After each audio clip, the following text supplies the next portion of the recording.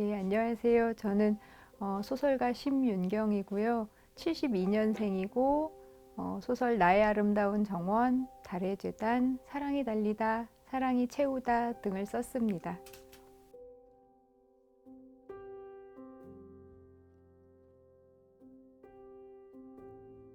첫 시작은 독자로서였죠. 아주 어리고 미숙한 독자로서였습니다.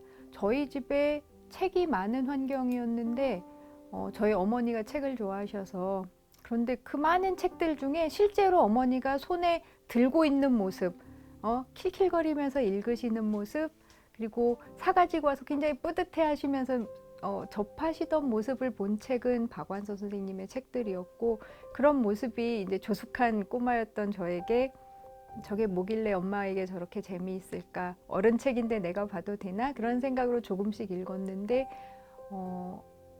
거대한 동경으로 남았어요. 이런 이야기를 쓰시는 분이 있구나. 우리가 살면서 보는 풍경들이 이렇게 아기자기한 이야기로 책 속의 장면으로 아로새겨지는구나. 그런 놀라움, 동경으로 박완서 선생님을 처음 알게 됐고요. 사람 박완서를 보게 된 것은 당연히 등단한 이후였습니다. 저는 되게 낯을 가리는 사람이기도 하고, 제가 소설가가 되었다는 것, 작가가 되었다는 것에 대해서 작가로서의 정체성이 생기는데 굉장히 힘들었던 편에 속해요. 제가 등단하고 소설가로 활동하면서도 내가 소설가가 맞나? 왜 소설가지?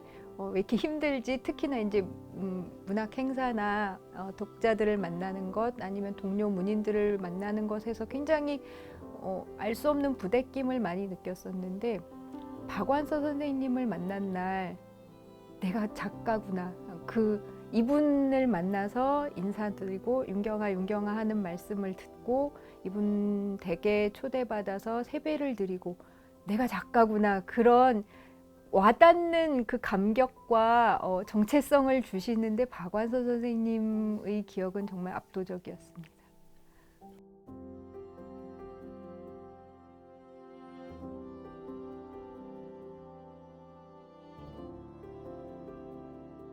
제가 아는 박완서 선생님은 그런 걸 정말 표를 안 내는 분이셔서, 저는 그분이 이제 연배가 높으시기도 하고 제 어머니보다도 연배가 높으신 이제 할머니 뻘이라고 해도 괜찮을 그런 분이어서 저는 언제나 그분 앞에서 되게 찐따같이 어려워서 어쩔 줄을 몰라 했었거든. 절절절절 매고.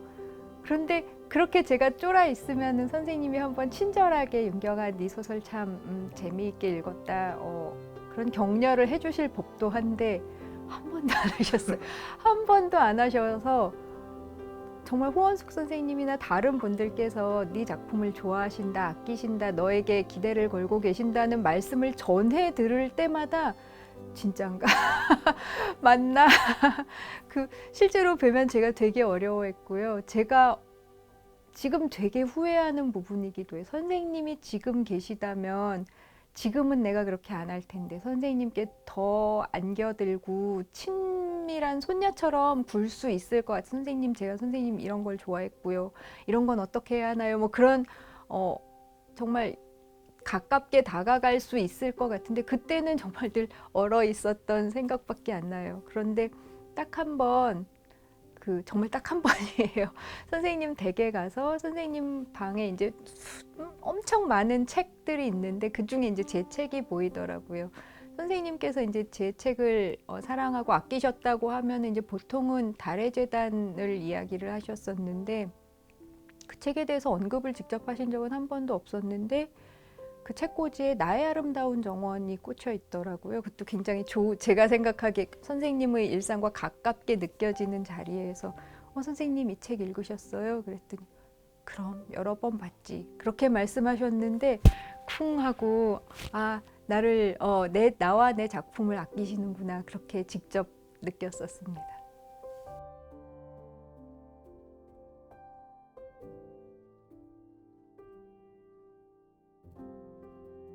제가 박완 선생님의 책들을 굉장히 여러 종류가 있는데 언제나 저에게 가장 강력하게 처음과 똑같은 충격으로 다가오는 책은 엄마의 말뚝, 그리고 그만턴 싱하는 누가 다 먹었을까? 그 산이 정말 거기에 있었을까? 그 세 권입니다. 그러니까 선생님의 실제의 삶이 날것으로 많이 드러난 작품들, 그 작품들을 읽을 때마다 굉장히 경탄해요.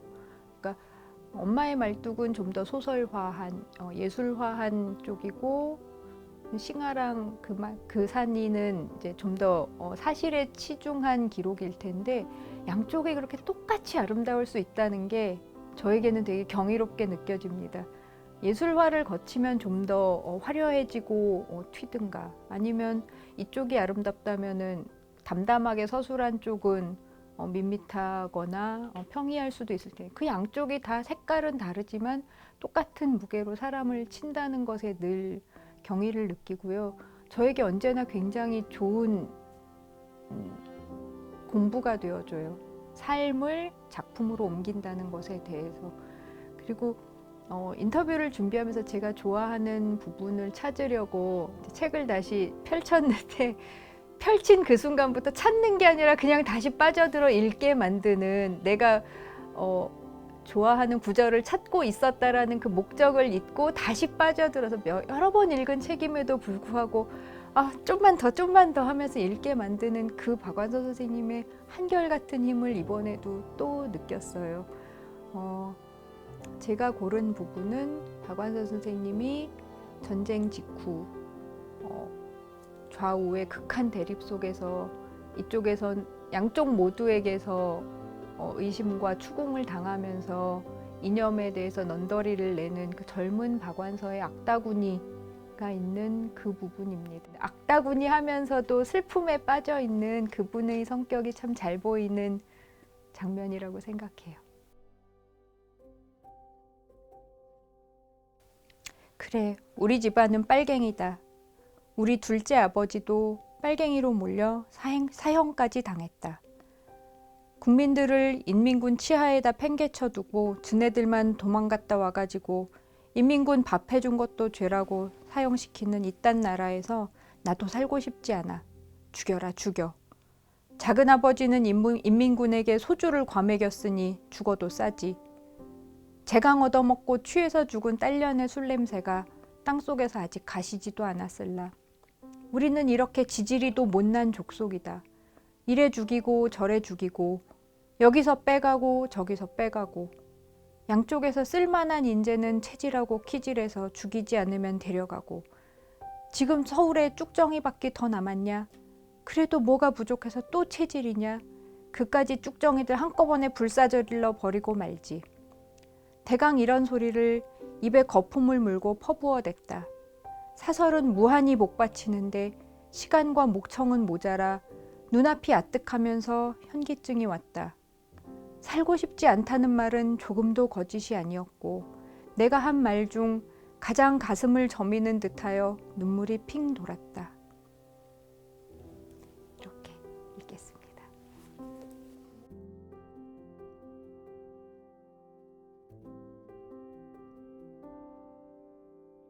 제 아이에게 아이가 엄마 나 이번 방학에 뭐 읽을까? 라고 말했을 때 싱하, 그만턴 싱하는 누가 다 먹었을까? 그 책을 권했습니다. 한 사람이 작품으로 이렇게 정밀한 기억력과 표현력 그리고 시선, 작가의 시선을 풀 가동해서 인생을 건 작품을 남겼다는 것은 정말 감사하고 경이로운 일이고 후배이자 독자가 할 일은 그 작품을 잊지 않고 그분을 잊지 않고 늘 손에 두는 것, 우리 아래 세대에게까지 그분의 작품을 읽도록 권하는 것이라고 생각해요. 선생님께서 저에게 주신 많은 것들이 있는데 하나하나 헤아릴 수 없지 않지만 제가 선생님께 해드릴 수 있는 것은 그런 것인 것 같습니다. 언제든지 제 책꽂이 가장 가까운 곳에 선생님의 책이 있는 것, 생각날 때 그분의 책을 펴드는 것. 그분이 그런 형태로 제 곁에 늘 있어 주셔서 참 감사합니다.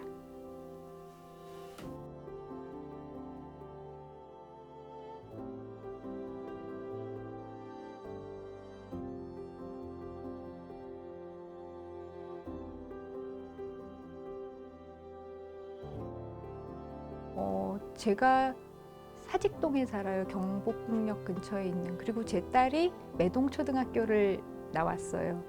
그래서 그 당시에 제 딸이 매동초등학교에 다니고 있었고 그 무렵에 선생님이 저희 집에 놀러 오신 적이 있었어요. 딱 한 번 오셨는데 그날 제가 정말 너무 기쁨과 환대에 넘쳐서 선생님을 저희 집에 모시게 된 게 너무 기쁘고 또 제 딸의 하늘 같은 선배님이시기도 하다는 게 개인적으로 너무 북받쳐서 선생님한테 선생님 얘가 제 딸이고 선생님 후배입니다 이렇게 말씀드렸는데 선생님 그때 그 표정을 잊을 수가 없어요.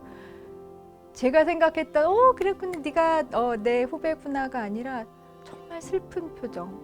그때야 이곳이 선생님께 되게 슬픈 곳이구나 그거를 한 박자 늦게 깨달았어요.